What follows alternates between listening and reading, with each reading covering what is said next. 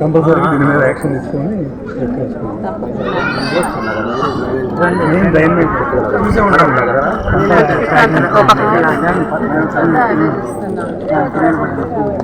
ఈ ఏరియాకి ఫ్లో లేదండి, ఎటు వెళ్ళాలి అనే సిస్టమ్ లేదు.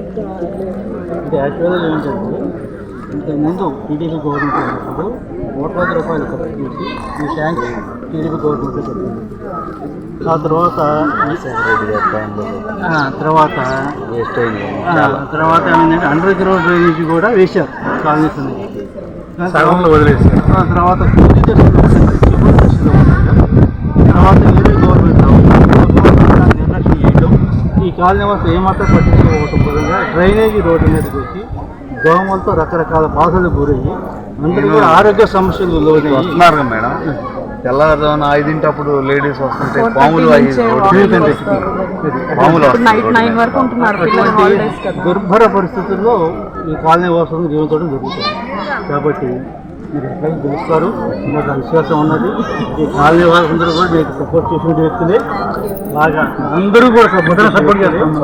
మాకు కావాల్సింది ఏంటంటే మీ నుంచి చిన్న వాగ్దానం, రేపు మీరు విజయం సాధించిన తర్వాత మా కాలనీ వాసులకి సరైన న్యాయం చేకూర్చి మా ఇబ్బందులు మీరు గట్టెక్కించాలి అనేది ఆల్రెడీ చంద్రశేఖర్ గారు దాని గురించి డ్రైనేజ్ సిస్టమ్ గురించి అధికారులతో మాట్లాడున్నారు. అసలు ఎందుకు అవ్వలేదని చాలా అడ్మినిస్ట్రేటివ్ ఇష్యూస్ ఉన్నాయి.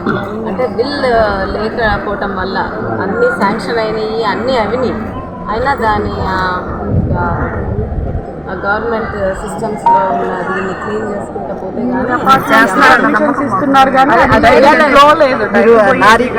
ట్రై చేయకుండా అయితే అది ఒక్కటి కూడా వదలం.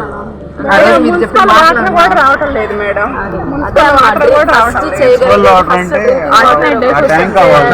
గోరంట్లలో మేము ఆ డ్రోన్ షాట్స్ కూడా తీసుకున్నాం. మీరు కూడా త్వరలో చూస్తారు. అంటే నాకే చాలా బాధేసింది, ఎంత అద్భుతంగా కట్టి క్లీన్ డ్రింకింగ్ వాటర్ అంటే ఆల్రెడీ కట్టి ఉన్నాయి, అక్కడ కట్టి ఉన్నదాన్ని ఫినిష్ చేయలేదు. సో అది చేయలేకపోవటం వల్ల నీళ్లు కలుషితమై చనిపోవడం అంటే ఏ కాలంలో మురికి నీళ్ళు. నేను స్లమ్స్ లో తిరిగానమ్మా, మీరు ఇంకా అసలు అవి చూసారనుకోండి. సో అక్కడ ఫస్ట్ అర్థమైంది నాకు.